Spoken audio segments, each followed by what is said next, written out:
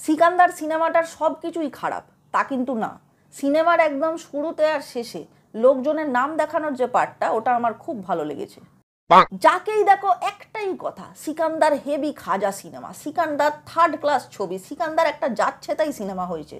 আমার সাদা মনে কাদা নেই, তাই হিংসুটে লোকেদের কথায় পাত্তা না দিয়ে আমি নিজে স্বয়ং দেখতে গেলাম সিকান্দার। কিন্তু সিনেমাটা হলে দেখতে বসে আমার এই হিংসুটে লোকেদের ওপর হঠাৎ কেন জানি না শ্রদ্ধাটা খুব বেড়ে গেল। কিন্তু কেন বাড়লো শ্রদ্ধা? কি এমন দেখানো হয়েছে সিনেমাটায় বলছি। তার আগে প্লিজ আমার চ্যানেলটা সাবস্ক্রাইব করে দিন আর এই ভিডিওটা লাইক অবশ্যই করে দিন। করে দিয়েছেন? এবার বলছি। প্রথমেই চলে আসি সিনেমার গল্পে। মানে গল্প এই সিনেমায় আছে, আবার নেইও, কারণ সালমান খানের সিনেমায় সালমান খানই গল্প, কারণ প্রথম থেকে শেষ পর্যন্ত ওনাকেই দেখানো হয়। কিন্তু তবু সিকান্দারে দেখালোটা কি, প্রথমে সেটাই ছোট্ট করে বলে দিই। সিনেমায় সালমান খান একজন রাজা, সে রাজকোটের রাজা, আর তার নাম হয়েছে সঞ্জয় রাজকোট। তার রাজার নামে রাজকোট, অ্যাটিটিউডে supreme court. Sanjay Rajkot basically একটা ঘ্যামা বড় লোক, এবং সে একটা পার্লামেন্টের মতো দেখতে বাড়িতে থাকে। সঙ্গে থাকে তার নাবালিকার মতো হাবভাব করা সাবালিকা বউ আর কয়েকজন বডিগার্ড। 65 জন লোক একসাথে বসে খেতে পারবে এরম একটা ডাইনিং টেবিলে বসে সঞ্জয় রাজকোট একা একটা ল্যাপটপ চালায়। আর কারুর কোনো অভাব আছে শুনলে সঞ্জয় রাজকোট তাকে এক গাদা টাকা দেয়, কারণ সঞ্জয় রাজকোটের আছে 4 আনা সোনা। মানে 4 আনা সোনা দিয়ে তো আর বড় লোক হবে না, মানে ভারতের যে টোটাল সোনার পরিমাণ তার 4 আনার মালিক হচ্ছে সঞ্জয় রাজকোট। কিন্তু তাই বলে একটা বদ প্রমোটারের মুখে সে 500 কোটি টাকা ছুঁড়ে মারলো মাইরি। মানে এটা সঞ্জয় রাজকোটের প্যান্টের পকেট না সুইস ব্যাংক? মানে দেখ তো না দেখ, এত টাকা কার কাছে থাকে ভাই? তা যাই হোক, সঞ্জয় রাজকোট তার বউকে কত ভালোবাসে, আর বউয়ের প্রতি তার ভালোবাসাকে আগলাতে সে ভিলেনদের বিরুদ্ধে কি কি করতে পারে আর কত টাকা খরচ করতে পারে, এই নিয়ে এই সিনেমা সিকান্দার। তা লোকে সালমান খানের এই সিনেমাটাকে কেন এত খারাপ বলছে আমি বুঝতে পারছি না, কারণ রিসেন্ট টাইমসে ওনার সমস্ত ছবি এরকমই হয়। এমনকি সিকান্দার দেখে তো আমার রাধে আর রেস 3 এই সিনেমাগুলোকে ভালো সিনেমা মনে হচ্ছে। যাই হোক, আমি সিনেমার অ্যাক্টর অ্যাক্ট্রেসদের অভিনয়ের প্রসঙ্গে আসি। দেখুন, হিরো অ্যাক্টিং করার সময় কুল থাকলে ভালো লাগে, কিন্তু তার অ্যাক্টিং দেখে যদি মনে হয় সে ডিরেক্ট ফ্রিজার থেকে বেরিয়ে এসে কথা বলছে, তাহলে কিন্তু খুব মুশকিল। মানে ঠান্ডা গলায় কথা বলতে গিয়ে, ডায়লগ ডেলিভারি করতে গিয়ে সালমান খান এমন করে কথা বলছে মনে হচ্ছে কাপ সিরাপ খেয়ে নেশা করেছে, ওর শরীর খারাপ।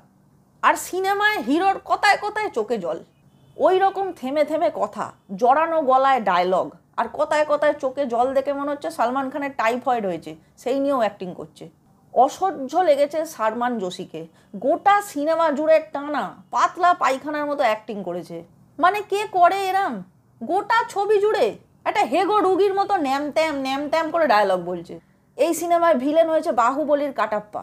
সে হিন্দি বলতে পারে না, হতেই পারে, সাউথ ইন্ডিয়ান মানুষ, কিন্তু তাই বলে যে ভিলেন মানে হিরোরই মতো সমকক্ষ, সে মানে তার ভ্যালুটা সিনেমায় হিরোরই মতো ভারী, সে তার ডায়লগে, হিন্দি ডায়লগে লিপ সিঙ্ক পর্যন্ত করতে পারছে না। মানে ওর হিন্দি কথাগুলো যাচ্ছে শিয়ালদায়, ওর ঠোঁট যাচ্ছে মালদায়, এরম করলে কি করে হবে? আমি না অনেক চিন্তা ভাবনা করে ভেবে ভেবে একটা কনক্লুশনে এসেছি যে সালমান খান এই সিনেমাগুলো এত বাজে হবে জেনেও প্রত্যেক বছর কেন বানায়? সে আসলে প্রত্যেক ঈদে চ্যারিটি করে। যেসব ফ্লপ অ্যাক্টর অ্যাক্ট্রেস যাদেরকে লোকের আর মনে নেই, যাদের সিনেমায় কেউ নেয় না, সে তাদেরকে নিজের এই ভাটের ছবিগুলোতে কাজ দেয়। যেমন সঞ্জয় কাপুর, প্রতীক বব্বর, ওই সেটার নাম কি, সারমান যোশী, কাজল আগরওয়াল। ভাই কাজল আগরওয়ালকে মনে আছে? সিংঘাম সিনেমার সেই নায়িকাটা, মিষ্টি দেখতে, সুন্দর হাইট, ছিপছিপে চেহারা, সেই মেয়েটা পর্যন্ত, অত সুন্দর মেয়েও মুখে সার্জারি করেছে ভাই। আমার কাজল আগরওয়ালকে চিনতে সময় লেগেছে, মানে এত সুন্দর দেখতে হয়েও সার্জারি করতে লাগে। এছাড়াও সিনেমায় আছে উড়ে উড়ে ভিডিও গেমের মতো মারপিট, আর 50 বার ধোঁয়া ধোঁয়া জায়গা থেকে সালমান খানের স্লো মোশন এন্ট্রি। আর হ্যাঁ, এই প্রথম সালমান খানের কোনো সিনেমার একটা গানও ভালো লাগলো না, একটা গানও মনে নেই। তবে হ্যাঁ, সিনেমাটায় একটা ধাঁসু কার চেজিং সিন আছে। ভাইজানের গাড়ি মুম্বাইয়ের রাস্তায় বাঁবা বাঁবা করে যাচ্ছে, সে কি যাওয়া, কি স্পিড গাড়ির! আমার তো ভয় লাগছিল দেখে যে ভাই গাড়িটা ফুটপাতে না উঠে যায়।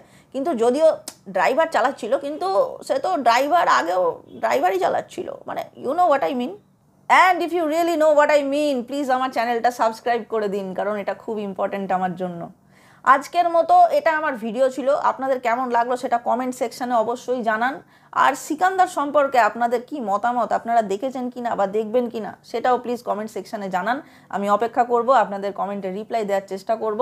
আর হ্যাঁ, খুব তাড়াতাড়ি ফিরবো নতুন আরেকটা ভিডিও নিয়ে। ততক্ষণের জন্য টাটা।